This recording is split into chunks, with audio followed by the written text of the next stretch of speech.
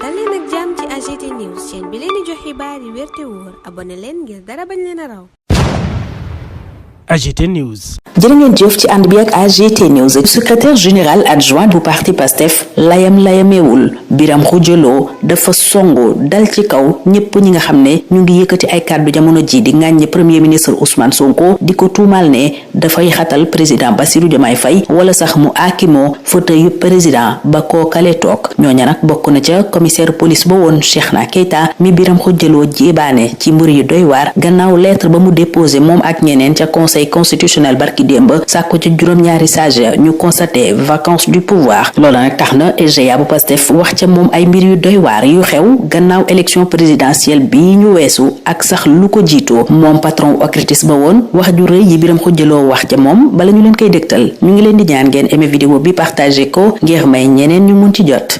wax buñ ko waxee wala lettre buñ ko bindee wala ñu déposé que fenn li ci am solo mooy kan moo ko wax kan moo ko bind kan moo ko déposé yow ñi nga ma citeel mooy commissaire Keita maa ngi nii sama kër toog fii la toog fii ci buntu fii xam nga man sama wax moom dafay leer fii la toog bi ñu jëlee pouvoir bi mu ñëw ni dañuy jàppale daf ñuy jàppale.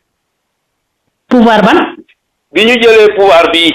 élection commissaire Keita ñëw sama jabar yi nii toog fii ci siis bii ni ma Biram dama ñëw seet si la dafa am ku ma dugg oto mu ni ma demal nga jàppale gaa yi ndax xale lañu mu toog fi 2 heures ba 5 heures bi mu fi toogee 2 heures ba 5 heures ma gunge ko ba ci otoom mu wan ma ni xaalisu otoom aile bi dafa dem complètement te boobu ba léegi mi ngi daw te Macky Sall mënu ko jox sax lu tax bu réparé ailam boobu kooku bu ñëwee di ma wax tey ay vacances du pouvoir kooku xanaa ñi ko xamul ñoom ñooy dégg wax boobu. moo tax ma bëgg Sénégalais yi déglu ma bu baax dafa am ay nit ñoo ko xam dañu ñàkk fulla dañu ñàkk fayda nañu ñàkk fit dañu ñàkk jom sama baat ca kaw boo demee ba sa doom di la dédire ndax gis na li ngay def dara du ci dëgg ngay topp ci ay xale yu ndaw man bugguma wax quoi parce que am na ñoo xam ne dafa ñaaw te man yëpp fi la mu fekk démb fi lañu fekk tey fi lañu fekk dama daan ànd ak moom bu dëgg lu tax ma bàyyi ko ban jëf ju ñaaw la def ak kan la ko def ba ma bàyyi ko nañu may jàmm. lan moo xew. kenn dégluwu leen ñoom commissaire Keita ku ànd ak moom. lan moo tax ku nekk ci moom sax c'est un faux. lan moo tax nga bàyyi ko les choses soient claires. lan moo tax nga bàyyi ko. mais ay jëf yu ñaaw ay xale yu tuuti ay ñàkk fayda ay affaires yu ñàkk fayda am na ñu may dégg te ña may dégg ñu ngi koy dégg te lu bari am na témoin mu ma tax a wax. moom ñëw na fii pour ànd ak ñun ñoo nanguwul bi ñu jëlee pouvoir bi alors fii ci sama kër ku mel noonu bu dee wax man du ma déglu li muy wax man Sénégalais yi laay waxal. Ousmane Sonko il joue le rôle d'un vrai premier ministre. Ousmane Sonko n'est pas comme Souleymane Ndéné Ndiaye ou bien les ministres qui s'étaient avec Macky Sall. Un premier ministre il doit avoir du caractère et jouer pleinement son rôle. C'est ce que Ousmane Sonko a fait et c'est ce que les Sénégalais attendent.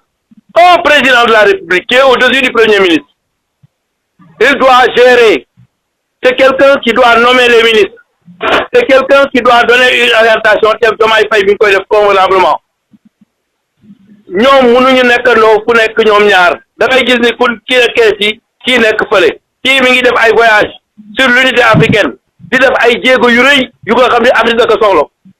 ki mu fi bàyyi dafa am ci moom confiance bokkul ak ñi nga xam ni daawuñu am confiance seen premier ministre ñoom li ñuy wax xamuñu ko ils sont en perte de valeur perte de vitesse boo demee ba sa famille di la désavoué kooku amatul lu ñuy déglu ñu koy déglu xanaa bala ñu koy déglu famille am déglu ko donc ku mel noonu nga xam ne ku ne wër na fa lu ne jéem na ko mënul sotti mu ñëw bëgg ñu amerder ñun duñ ko sax déglu personne ne va l'écouter. mais bu weesoo moom am na ñeneen ñu critiquer le premier ministre ci par exemple question diplomatie yi nga xam ne c'est exclusivement réservé au président ñu ne mi ngi ciy wax et loolu aussi ça viole la constitution ban réponse également ngay indi ci loolu. Ils sont en train de mentir et froidement ce n'est pas vrai ils ne connaissent pas mieux gënuñu ñu xam diplomatie président de la république bu ko neexoon mu woo Biram Khoudia mu ni ko recevoir diw waxal ak diw loolu prérogative premier ministre de la république la bu ko neexee mu délégué ko premier ministre bu ko neexee mu délégué ko sax un ministre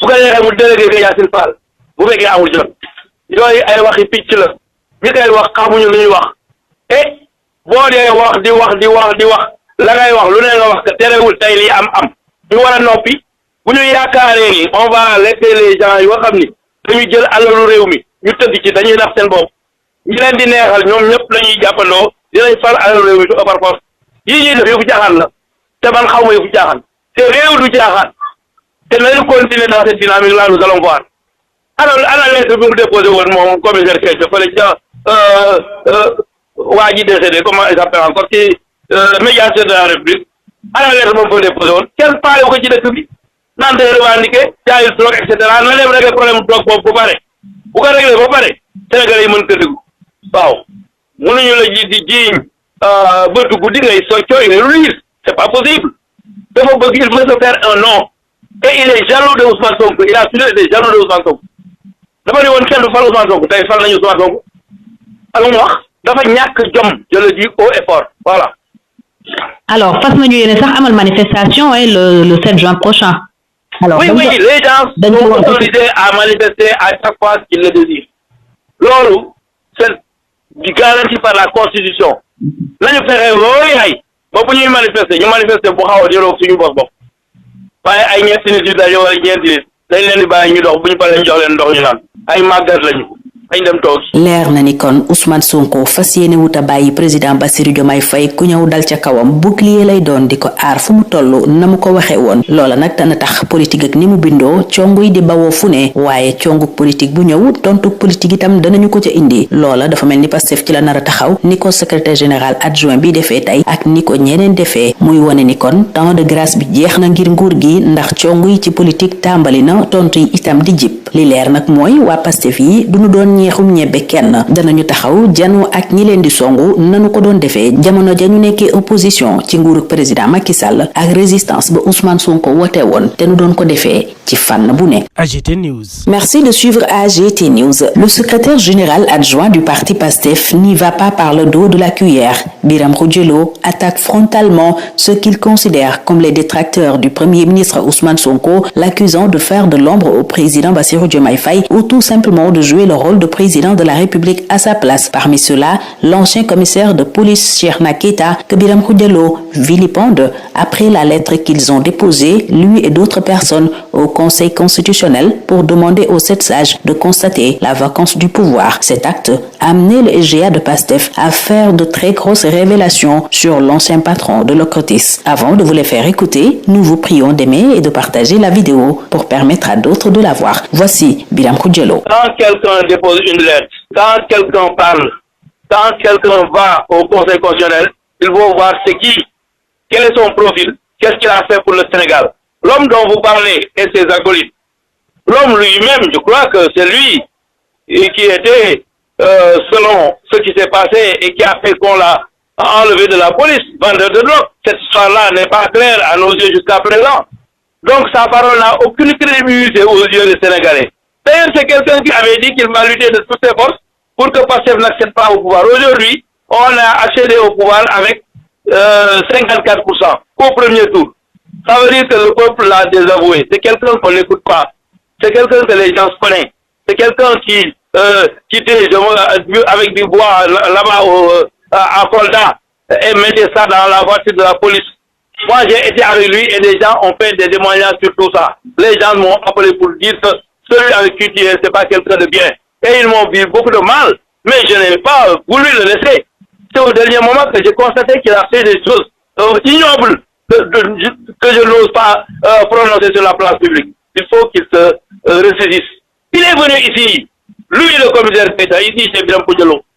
Il est venu ici, après la victoire, pour me demander de venir nous accompagner. Parce que, dit-il, il y a quelqu'un qu'il avait amené dans sa voiture et qui lui a dit il faut les aider. Donc je lui ai dit d'attendre. Aujourd'hui, je ne l'ai pas rappelé. Même lorsqu'on est descendu ici, en bas, n'est-ce pas, voir pour qu'il prenne sa voiture, il m'a montré une voiture qui avait l'aile qui était complètement enlevée et il m'a précisé devant des mécaniciens ici que même Macky Sall n'a pas pu lui donner de l'argent pour cette aile-là. Donc voilà quelqu'un dont la crédibilité est entachée depuis l'affaire de la drogue. Où est la lettre qu'il avait déposée là-bas, n'est-ce pas, chez Cissé, Alioune Badara Cissé, qui est décédé pour Alioune Badara Cissé. Il avait déposé une lettre pour faire des réclamations. Personne ne s'occupe de lui. D'ailleurs, je crois que lorsqu'il s'est rendu chez Macky Sall, le premier geste que Macky Sall a fait, c'était de le ridiculiser en disant venez voir le commissaire rebelle. Tout ça, c'est lui-même qui m'a raconté ça. Donc aujourd'hui, sa parole ne vaut rien, absolument rien du tout. Personne ne l'écoute. D'ailleurs, il faut regarder le nombre de vues quand il se prononce. Il a plus de 68 ans, il n'a qu'à aller prier. Ce pays-là, il ne peut rien contre ce pays-là. Et les autres acolytes qui sont avec lui, dis-moi ton ami, je vais te dire que tu es. Ils cherchent de la crédibilité, ils l'ont perdu depuis très longtemps. Les Sénégalais les ont désobéis. Et il ne représente rien au Sénégal, il était un commissaire de police. Un mauvais commissaire d'ailleurs, à qui on a accusé, n'est-ce pas, de vendre de la drogue. Le Nia là, le Nia qui était avec lui là, mais Nia, aujourd'hui on le voit, c'est quelqu'un qui prie, c'est quelqu'un que tout le monde respecte, et il avait accusé Nia de vendre de la drogue. Donc sa parole n'a pas de valeur. Il n'a qu'à parler jusqu'à demain. Nous allons dérouler. Concernant Ousmane Sonko, la diplomatie, moi j'avais réussi en diplomatie en 2002. N'est-ce pas? On m'a retenu en entretien avec le jury. Ce que je veux vous dire, c'est que j'ai parcouru, n'est-ce pas, les livres diplomatiques, mais il n'est mentionné nulle part que le président de la République doit exclusivement faire tout dans la diplomatie. Il peut confier des rôles au Premier ministre, Ousmane Sonko. Il peut confier des rôles à un ministre tel que Yassine Fall. Donc, c'est des gens qui ne comprennent absolument rien et qui sont en train de vouloir semer la zizanie dans ce pays. Mais, heureusement, que ce n'est que 3 ou 4 personnes, n'est-ce pas? Je ne sais pas s'ils sont payés ou non, mais ceux qui ont pris les milliards du pays vont, n'est-ce pas, les rendre, ou bien nous allons prendre des dispositions. C'est ça. Il compte faire une manifestation le vendredi prochain. Elle doit être autorisée selon vous? Mais c'est très bien, la manifestation doit être autorisée selon moi.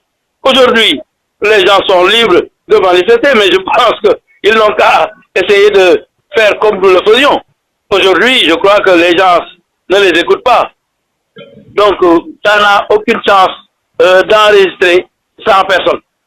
Et nous, on a des millions de personnes avec nous. Il est clair que le Premier ministre Ousmane Sonko compte jouer le rôle de bouclier auprès du président Bassirou Diomaye Faye pour le protéger et ne pas le laisser à la merci des mal intentionnés comme il l'avait promis. Cependant, la politique étant ce qu'elle est, les attaques viendront de partout. Mais à toute attaque politique, une réponse politique sera donnée certainement, comme c'est le cas ici avec le secrétaire général adjoint du PASTEF qui n'a pas raté ses cibles. C'est donc dire que le temps de grâce est bien fini pour le nouveau régime qui fera sans doute face comme du temps de l'opposition à Macky Sall avec la résistance sous toutes ses formes. AGT News.